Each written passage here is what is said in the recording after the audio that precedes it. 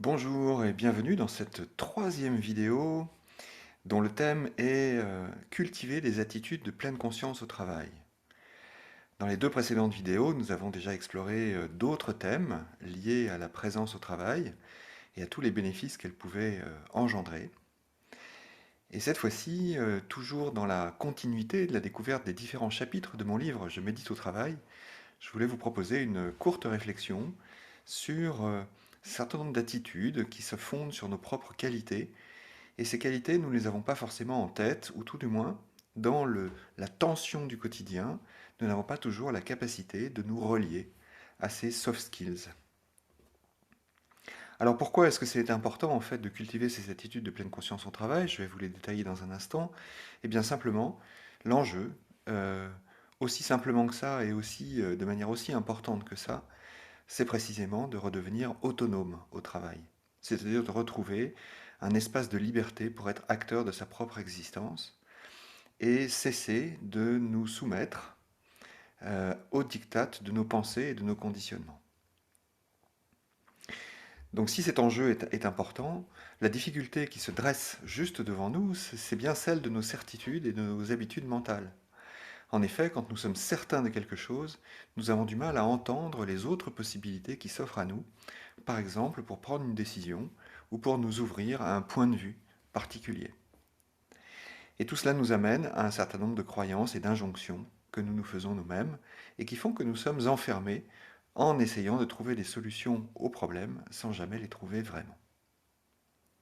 Alors pour vivre sa liberté au travail, pour se désengager de ces conditionnements, nous allons pouvoir, dans la pratique de la méditation de pleine conscience au travail, pouvoir euh, cultiver notre liberté en nous appuyant sur 7 grandes attitudes. La première, c'est la curiosité. Imaginez simplement la curiosité de l'enfant que vous étiez lorsque vous étiez tout petit, qui était ouvert au monde, à la découverte de ce monde tout à fait nouveau et étrange, mais joyeusement encouragé à le découvrir. C'est ce qu'on appelle l'esprit du débutant.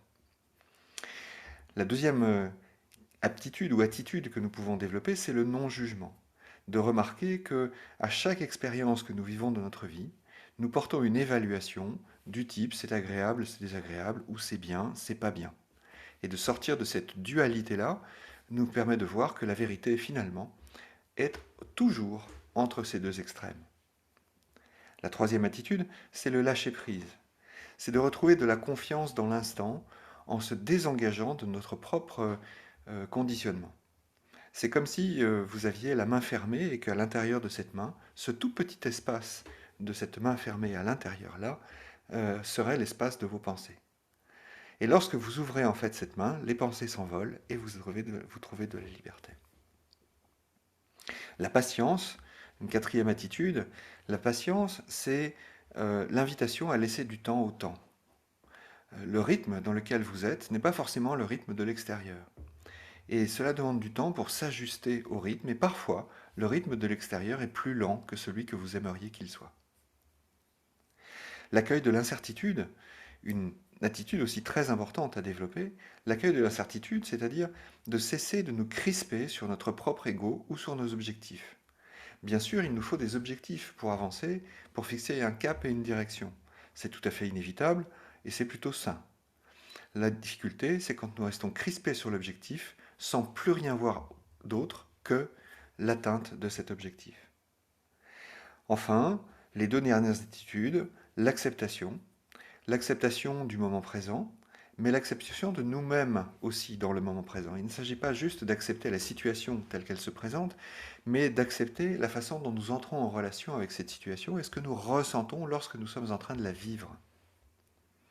Et enfin, la dernière attitude, qui est peut-être celle qui est le chapeau de toutes les autres, c'est l'attitude de l'être, c'est-à-dire d'être capable de passer du mode faire à courir après l'action, à courir après les pensées, à courir après les idées, à courir après les personnes, et à changer de rythme pour entrer dans le mode être, c'est-à-dire mettre de la présence dans tout ce que nous faisons, dans toutes les actions que nous menons, et d'avoir le courage de simplifier.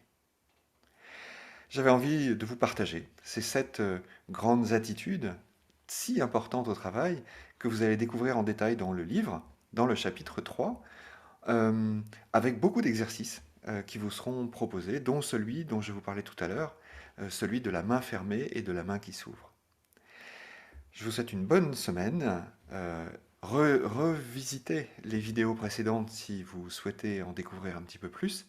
Et puis, petit à petit, d'autres vidéos apparaîtront sur les autres thèmes du livre. Voilà, prenez bien soin de vous et à très bientôt.